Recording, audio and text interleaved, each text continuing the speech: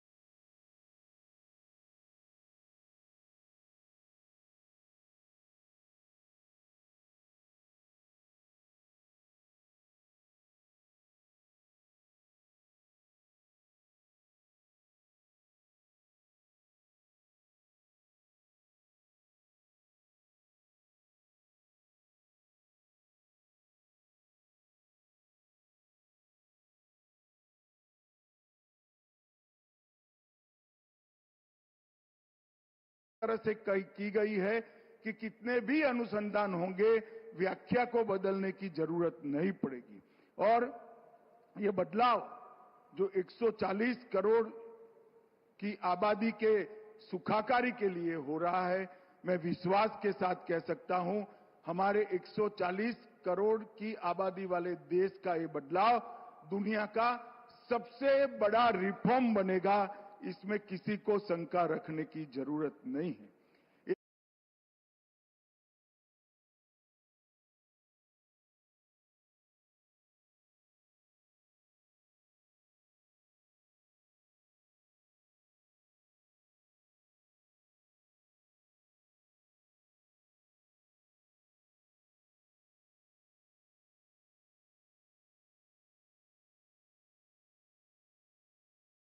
Court के मुख्य न्यायाधीश, बार काउंसिल, बार एसोसिएशन, विश्वविद्यालय, संसद सदस्य, देश के सभी आईपीएस ऑफिसर, ये सब के साथ हमने चर्चा कर इनके सुझाव लेकर उसको संपूर्ण करने का प्रयास किया गया है। और ये 4 साल जो लगे, ये 4 साल में अनेक स्तर पर दुनिया भर की आधुनिक तकनीक का और आधुनिक प्रावधानों का भी स्टडी किया गया है। लगभग 43 देशों के क्रिमिनल जस्टिस सिस्टम की हमने अभ्यास कर बनाने का काम। और ये कानून जब से इंप्लीमेंट करने का नोटिफिकेशन हुआ तब से अब तक लगभग 11,34,118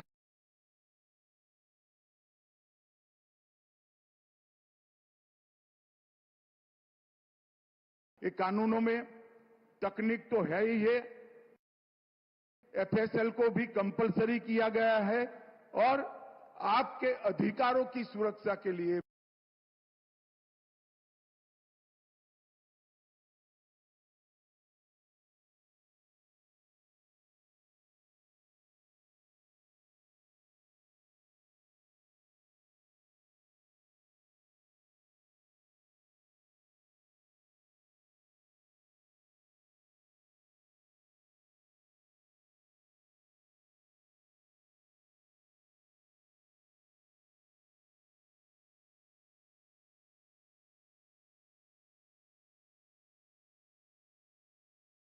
ये कानूनों में तकनीक तो है ही है, एफएसएल को भी कंपलसरी किया गया है और आपके अधिकारों की सुरक्षा के लिए भी कई जगह पर प्रावधान जोड़े गए हैं।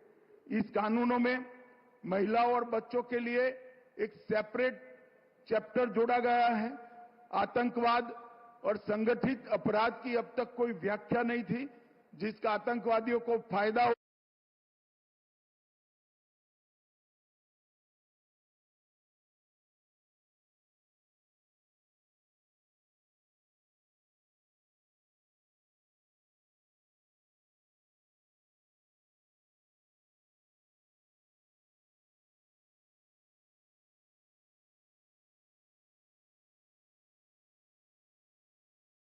पोर्टल, वीडियो कॉन्फ्रेंसिंग का पोर्टल और एफएसएल, कई सारे पोर्टल और डेटाबेस को इस कानून के साथ जोड़ा गया है और आने वाले 6 माह के अंदर ही 1 क्लिक ऑल डेटाबेस इसको हम लागू कर देंगे।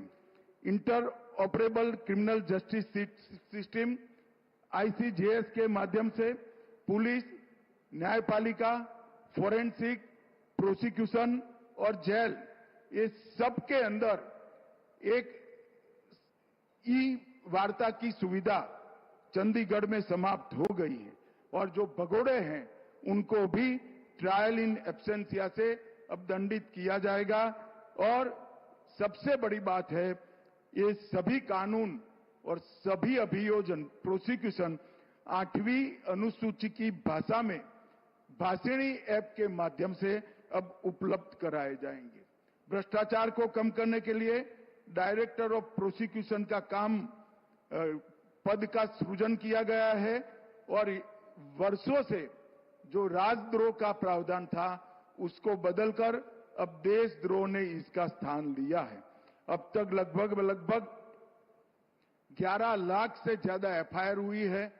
चंडीगढ़ वालों को बताने में मुझे आनंद है कि 4 ही महीने के प्रैक्टिकल 4 ही महीने के समय के अंदर उसमें से 9,500 केसों का जजमेंट आ गया है और उसका दोष सिद्धि का दर 85% से ज्यादा है। अभी हमारा दोष सिद्धि का दर 58% पर है। यही बताता है कि कानून आने के बाद कम समय में न्याय मिलेगा, दोष सिद्धि ज्यादा होगी, जिससे गुनाह का प्रमाण भी प्रतिशत भी नीचे आएगा। मैं फिर से एक बार प्रधानमंत्री जी का गृह मंत्रालय की ओर से सातत्यपूर्ण तरीके से मार्गदर्शन करने के लिए और उनके इतने लंबे सार्वजनिक जीवन का निचोड़ गृह मंत्रालय को एक कानून बनाने के लिए हमें मार्गदर्शन में मिला। इसके कारण एक कानून अपने आप में एक प्रकार से संपूर्ण बन चुके हैं। मैं चंडीगढ़ के प्रशासक और प्रशासन को भी बहुत बहुत बधाई देना चाहता हूं कि इतने कम समय में हर पुलिस स्टेशन, हर कोर्ट, एफएसएल, जेल और सारे सरकारी वकीलों की ऑफिस को आपने इसके साथ जोड़ा है। ये अभिनंदनीय है और आज बड़े हर्ष के साथ मैं कहना चाहता हूं, अभी थोड़ी ही देर में मोदी जी इन कानूनों को चंडीगढ़ की जनता को अपने वक्तव्य के द्वारा उपलब्ध कराएंगे और चंडीगढ़ पहला राज्य होगा जो नए भारत के नए कानूनों का पूर्ण रूप से स्वागत करेगा। सभी को बहुत बहुत बधाई और धन्यवाद।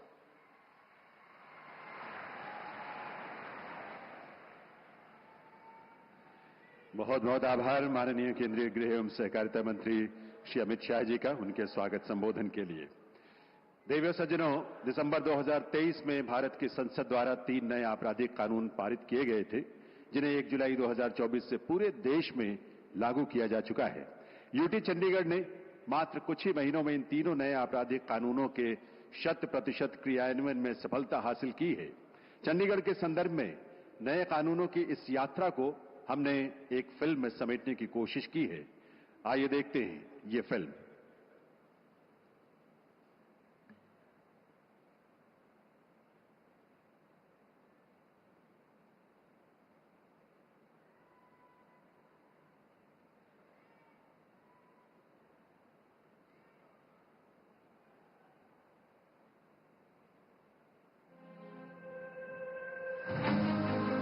वेदकाल से ही भारत में न्याय आधारित कानून व्यवस्था की परंपरा रही है।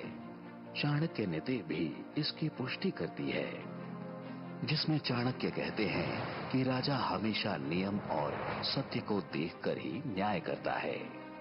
लेकिन भारत के न्याय आधारित कानून का स्वरूप गुलामी के दौर में दंड आधारित हो गया। वर्ष 2024 दिन 1 जुलाई 7 दशकों से लंबे स्वतंत्र भारत की प्रगति यात्रा का एक ऐतिहासिक दिन। जो भारत द्वारा अंग्रेजों के समय से चले आ रहे दंड आधारित कानूनों को हटाकर अपनी संसद द्वारा राष्ट्रहित में पारित 3 नए कानूनों को देश में लागू कर दिया गया। भारतीय न्याय संहिता, भारतीय नागरिक सुरक्षा संहिता और भारतीय साक्ष्य अधिनियम। भारत के इन 3 नए कानूनों में आधुनिक तकनीक के उपयोग को बढ़ावा दिया गया है एवं महिलाओं, बच्चों और अन्य नागरिकों की सुरक्षा के साथ तेज न्याय पर जोर दिया गया है। आजादी के इतने दशक बाद गुलामी की मानसिकता से उभरते हुए देश ने इंडियन पिनल कोड की जगह भारतीय न्याय संहिता को एडॉप्ट किया है। विकसित भारत की आकांक्षाओं के अनुकूल इन नए कानूनों में दंड नहीं बल्कि न्याय की प्रधानता है। महिलाओं और बच्चों के विरुद्ध अपराध के लिए कठोर प्रावधान है। जांच से लेकर न्यायपालिका तक आधुनिक तकनीक और डिजिटलीकरण को प्रमुखता दी गई है, जिससे देश के कानून भारत को विकसित राष्ट्र बनाने की अपनी भूमिका पर खरे उतरे। चंडीगढ़ प्रशासन द्वारा आपराधिक न्याय प्रणाली के सभी स्तंभों में पूरी तरह से डिजिटल फॉर्म लागू करते हुए CCTNS यानी crime and criminal tracking network and systems और ICJS 2.0 यानी इंटीग्रेटेड क्रिमिनल जस्टिस सिस्टम को व्यवहार में लाया जा रहा है। इस प्रक्रिया में आपराधिक न्याय प्रणाली के सभी स्तंभों का न्याय सेतु द्वारा सीमलेस एकीकरण किया गया है, जिससे सारी जानकारियां एक डैशबोर्ड पर रियल टाइम में उपलब्ध हो जाती हैं। इससे चंडीगढ़ प्रशासन के अधिकारियों को अब केस की पूरी जानकारी बस एक क्लिक के माध्यम से मिल जाती है। साथ ही चंडीगढ़ पुलिस ने ई-साक्ष्य, ई-समन और न्याय श्रुति नामक 3 अन्य डिजिटल नवाचारों को लागू करने की पहल की है, जिससे प्रशासनिक कार्यवाही और भी निष्पक्ष, सुलभ एवं पारदर्शी बनाई जा रही है। नए आपराधिक कानूनों को अपनाकर देश भर की पुलिस प्रशासन अब नए स्वरूप में कर्तव्य निष्ठा के साथ न्याय युग को लाने के लिए कदम ताल कर रही है। आज के विशिष्ट अवसर पर सुरक्षित समाज से विकसित भारत के निर्माण को अपनी प्रतिबद्धता दर्शा रहे और दंड नहीं न्याय की परिभाषा गढ़ रहे नए आपराधिक कानूनों के सफल क्रियान्वयन का माननीय प्रधानमंत्री श्री नरेंद्र मोदी द्वारा राष्ट्र को समर्पण किया जा रहा है।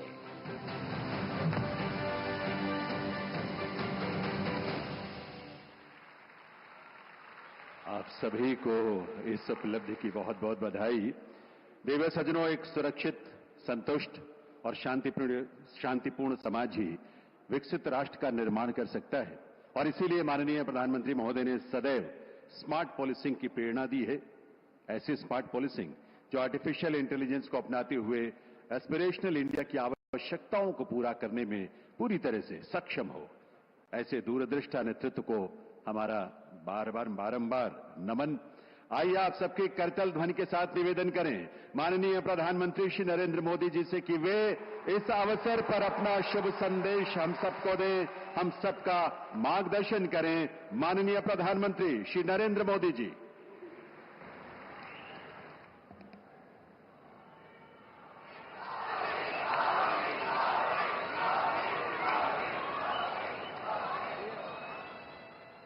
केंद्रीय मंत्रिमंडल में मेरे साथी श्रीमान अमित शाह, चंडीगढ़ के प्रशासक श्री गुलाबचंद कटारिया जी, राज्यसभा के मेरे साथी सांसद सतनाम सिंह संधू जी, उपस्थित अन्य जनप्रतिनिधिगण, देवी और सज्जनों,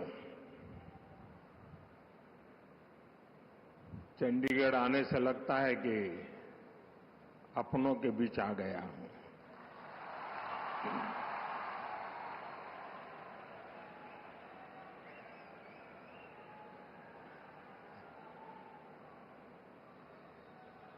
चंडीगढ़ की पहचान शक्ति स्वरूपा मां चंडी का नाम से जुड़ी है। मां चंडी यानी शक्ति का वह स्वरूप जिससे सत्य और न्याय की स्थापना होती है। यही भावना भारतीय न्याय संहिता, नागरिक सुरक्षा संहिता के पूरे प्रारूप का आधार भी है। एक ऐसे समय में जब देश विकसित भारत का संकल्प लेकर आगे बढ़ रहा है, जब संविधान के 75 वर्ष हुए हैं, तब संविधान की भावना से प्रेरित भारतीय न्याय संहिता का प्रभाव प्रारंभ होना, उसका प्रभाव में आना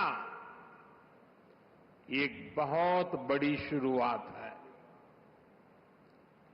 देश के नागरिकों के लिए हमारे संविधान ने जिन आदर्शों की कल्पना की थी, उन्हें पूरा करने की दिशा में ये ठोस प्रयास है। ये कानून कैसे अमल में लाए जाएंगे, अभी मैं इसका लाइव डेमो देख रहा था और मैं भी यहां सबसे आग्रह करता हूं कि समय निकाल करके इस लाइव डेमो को जरूर देखें। लॉ के स्टूडेंट देखें, बार के साथी देखें, जुडिशरी के भी साथियों को अगर सुविधा हो वे भी देखें। मैं इस अवसर पर सभी देशवासियों को भारतीय न्याय संहिता, नागरिक संहिता के लागू होने की अनेक अनेक शुभकामनाएं देता हूं और चंडीगढ़ प्रशासन से जुड़े सबको बधाई देता हूं।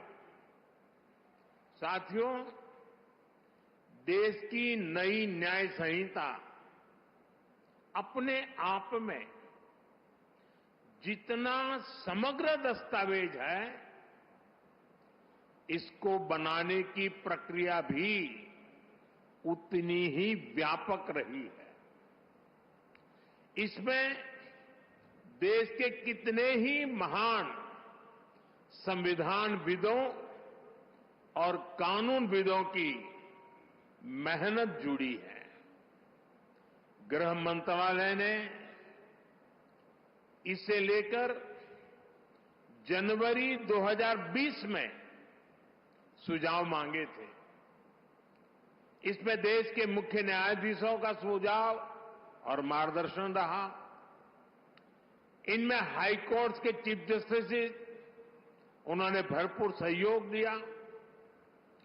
देश का supreme court, 16 high court, judicial academies, अनेकों लॉ इंस्टीट्यूशंस, सिविल सोसाइटी के लोग, अन्य बुद्धिजीवी, इन सब ने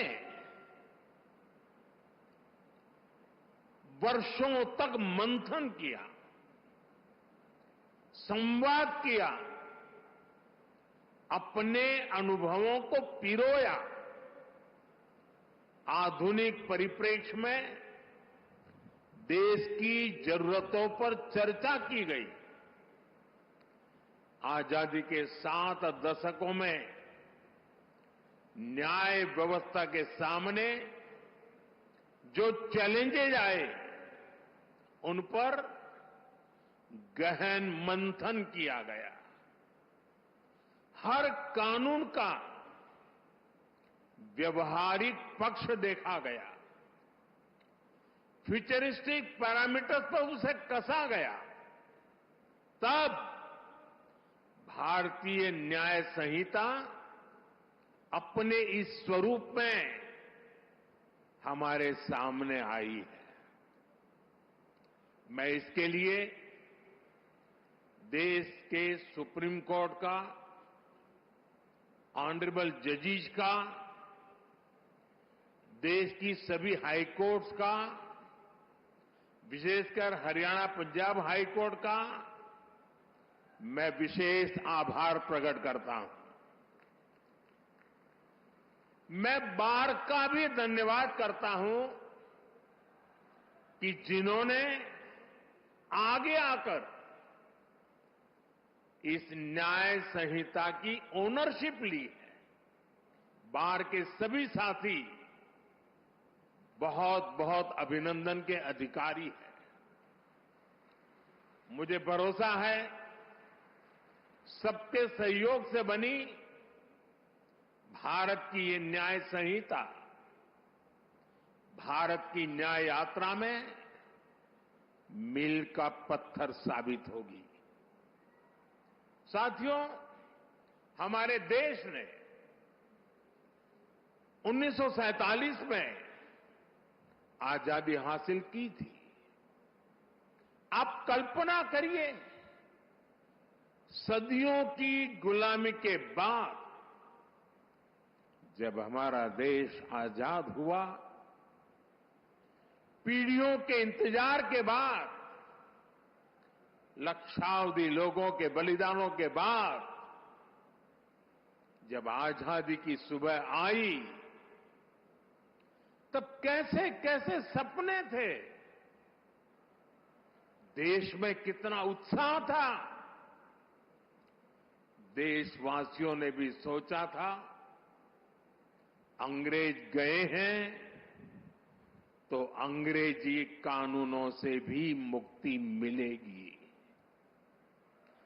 अंग्रेजों के अत्याचार का, उनके शोषण का जरिया ये कानून ही तो थे।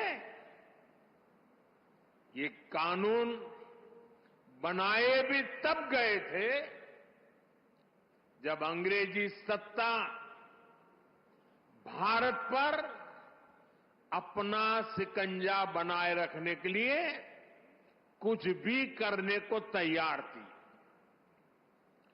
1857 में, और मेरे नौजवान साथियों को मैं कहूंगा याद रखिए, 1857 में देश का पहला बड़ा स्वाधीनता संग्राम लड़ा गया। उस 1857 के स्वातंत्र संग्राम ने अंग्रेजी हुकूमत की जड़ें हिला दी थी। देश के हर कोने में बहुत बड़ी चुनौती पैदा कर दी थी। तब जाकर के उसके जवाब में अंग्रेज 1860 में, 3 साल के बाद, इंडियन पिनल कोड यानी आईपीसी लेकर आए। फिर कुछ साल बाद इंडियन एविडेंस एक्ट लाया गया और फिर सीआरपीसी का पहला ढांचा अस्तित्व में आया। इन कानूनों की सोच और मकसद यही था कि भारतीयों को दंड दिया जाए, गुलाम रखा जाए। और दुर्भाग्य देखिए, आजादी के बाद दशकों तक हमारे कानून उसी दंड संहिता और पिनल माइंडसेट के इर्द गिर्द ही घूमते रहे, मंडराते रहे। और जिनका इस्तेमाल नागरिकों को गुलाम मानकर होता था। समय समय पर इन कानूनों में छोटे मोटे सुधार करने के प्रयास हुए, लेकिन इनका चरित्र वही बना रहा। आजाद देश में गुलामों के लिए बने कानूनों को क्यों ढोया जाए? ये सवाल न हमने खुद से पूछा, न शासन कर रहे लोगों ने इस पर विचार करने की जरूरत समझी। गुलामी की इस मानसिकता ने भारत की प्रगति को, भारत की विकास यात्रा को बहुत ज्यादा प्रभावित किया। साथियों, देश अब उस कॉलोनियल माइंडसेट से बाहर निकले, राष्ट्र के सामर्थ्य का प्रयोग राष्ट्र निर्माण में हो, इसके लिए राष्ट्रीय चिंतन आवश्यक था। और इसलिए मैंने 15 अगस्त को लाल किले से गुलामी की मानसिकता से मुक्ति का संकल्प देश के सामने रखा था। अब भारतीय न्याय संहिता, नागरिक संहिता, इसके जरिए देश ने उस दिशा में एक और मजबूत कदम उठाया है। हमारी न्याय संहिता of the people, by the people, for the people की उस भावना को सशक्त कर रही है जो लोकतंत्र का आधार होती है।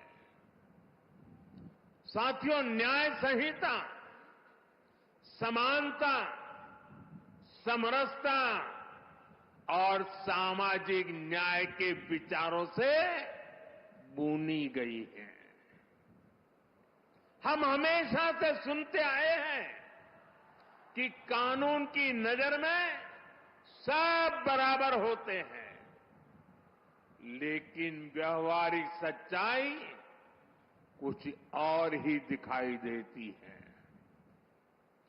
गरीब, कमजोर व्यक्ति कानून के नाम से डरता था।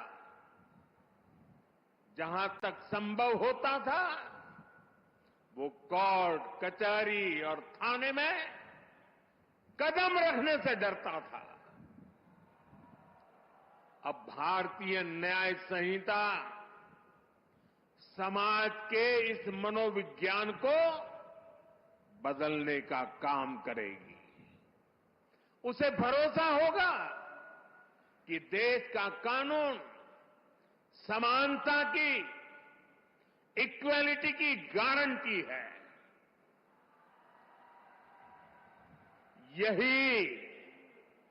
यही सच्चा सामाजिक न्याय है, जिसका भरोसा हमारे संविधान में दिलाया गया है।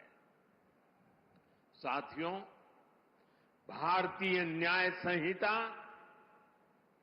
भारतीय नागरिक सुरक्षा संहिता हर पीड़ित के प्रति संवेदनशीलता से परिपूर्ण है।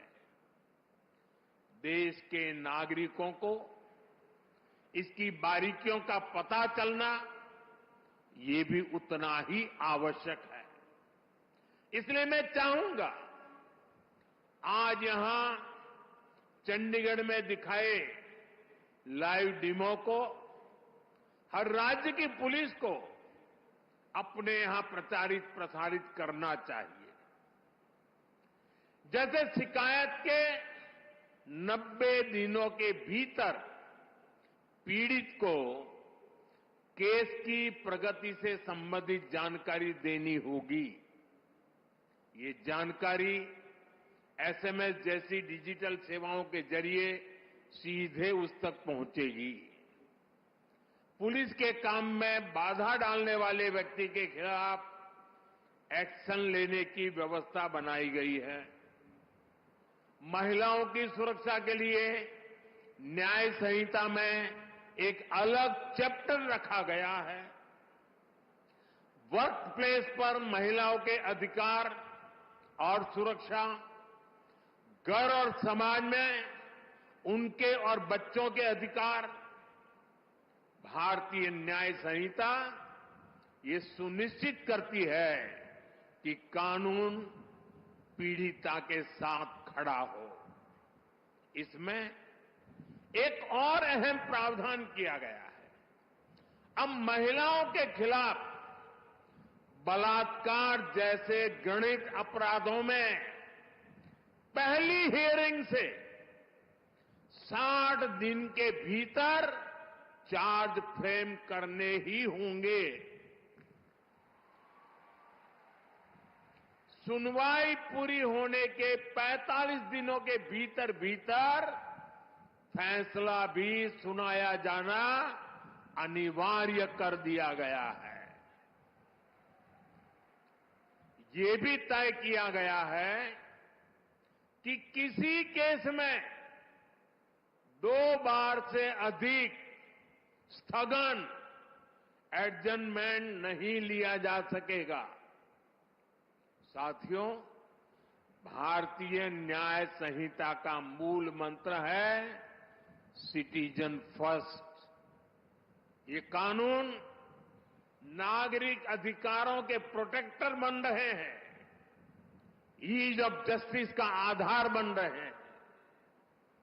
पहले एफआईआर करवाना भी कितना मुश्किल होता था, लेकिन अब जीरो एफआईआर को भी कानूनी रूप दे दिया गया है।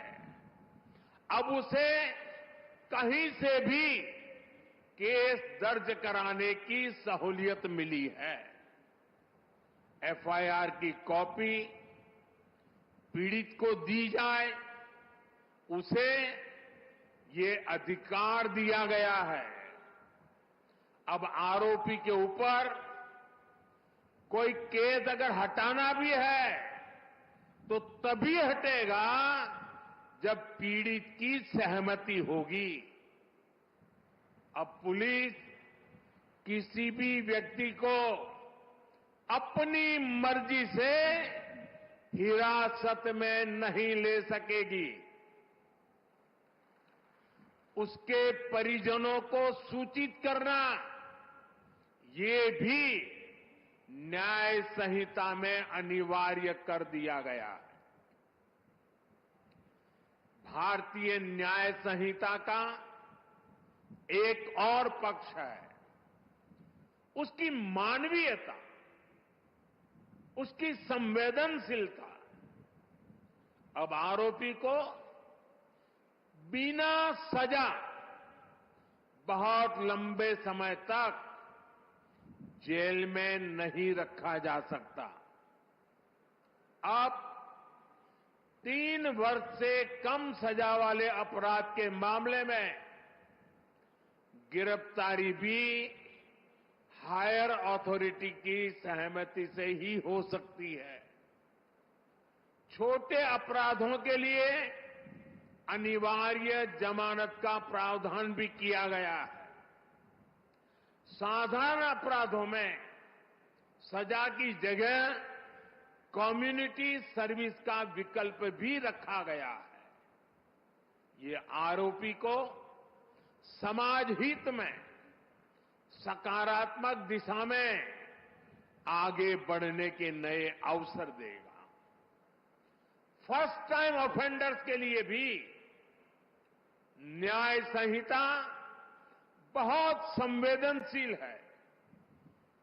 देश के लोगों को ये जानकर भी खुशी होगी कि भारतीय न्याय संहिता के लागू होने के बाद जेलों से ऐसे हजारों कैदियों को छोड़ा गया है जो पुराने कानूनों की वजह से जेलों में बंद थे।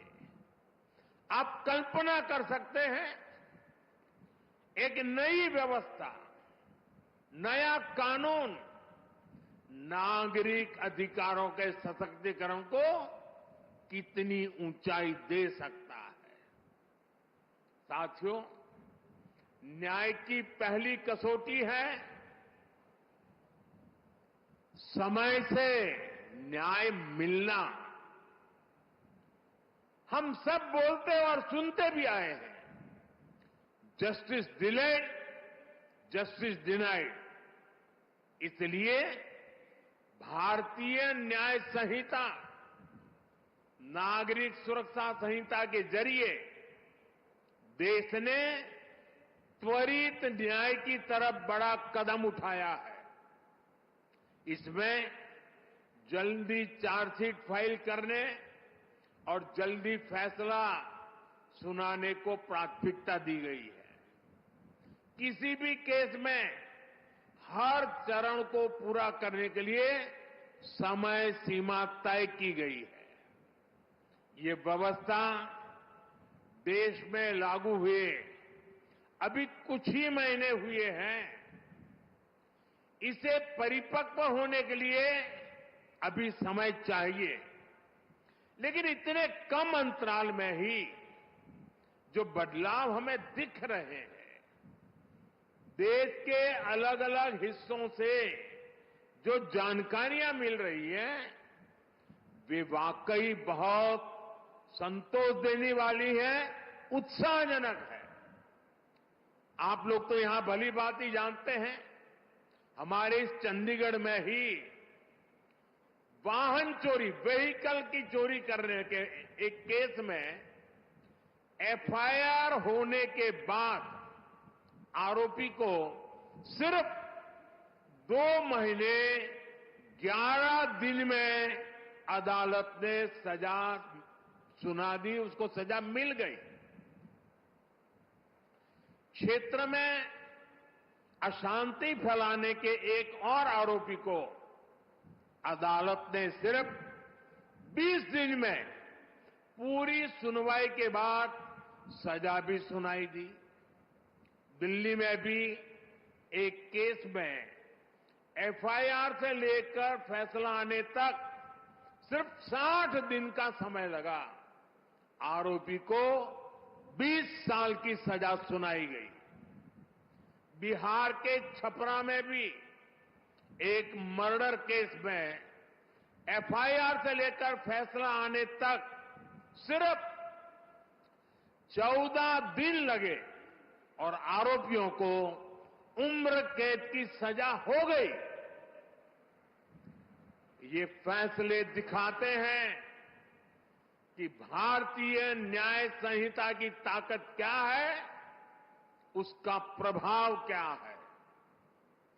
ये बदलाव दिखाता है कि जब सामान्य नागरिकों के हितों के लिए समर्पित सरकार होती है, जब सरकार ईमानदारी से जनता की तकलीफों को दूर करना चाहती है, तो बदलाव भी होता है और परिणाम भी आते हैं। मैं चाहूंगा कि देश में इन फैसलों की ज्यादा से ज्यादा चर्चा हो, ताकि हर भारतीय को पता चले कि न्याय के लिए उसकी शक्ति कितनी बढ़ गई है। इससे अपराधियों को भी पता चलेगा कि अब तारीख पर तारीख के दिन लद गए हैं। साथियों, नियम और या कानून तभी प्रभावी रहते हैं जब समय के मुताबिक प्रासंगिक हो। आज दुनिया इतनी तेजी से बदल रही है, अपराध और अपराधियों के तौर तरीके बदल गए हैं। ऐसे में 19वीं शताब्दी में जड़े जमाए कोई व्यवस्था कैसे व्यवहारिक हो सकती थी। इसलिए हमने इन कानूनों को भारतीय बनाने के साथ साथ आधुनिक भी बनाया है। यहां अभी हमने देखा भी कि अब डिजिटल एविडेंस को भी कैसे एक महत्वपूर्ण साक्ष्य के रूप में रखा गया है। जांच के दौरान सबूतों से छेड़छाड़ न हो, इसके लिए पूरे प्रोसेस की वीडियोग्राफी को अनिवार्य किया गया है। नए कानूनों को लागू करने के लिए ई साक्ष्य, न्याय श्रुति, न्याय सेतु, ई समान पोर्टल जैसे उपयोगी साधन तैयार किए गए हैं। अब कोर्ट और पुलिस की तरफ से सीधे फोन पर इलेक्ट्रॉनिक मीडियम से सम्मन सर्व किए कर सकते हैं। विटनेस के स्टेटमेंट की ऑडियो वीडियो रिकॉर्डिंग भी की जा सकती है। डिजिटल एविडेंस भी अब कोर्ट में मान्य होंगे, वो न्याय का आधार बनेंगे। उदाहरण के तौर पर चोरी के मामले में